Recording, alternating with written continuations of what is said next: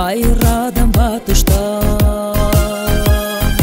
Ошентип аламда махаббат жаралат, мекенди сүйүүдөн тирүүлүк башталат. Кыргызстан керемет жердин бири дүйнөдөгү, өзгөсү көрүнгөн тоолор менен мөңгөлөрү. Ак элечек, ак калпак кыргыз үчүн жаралгандай. Кыргызстан,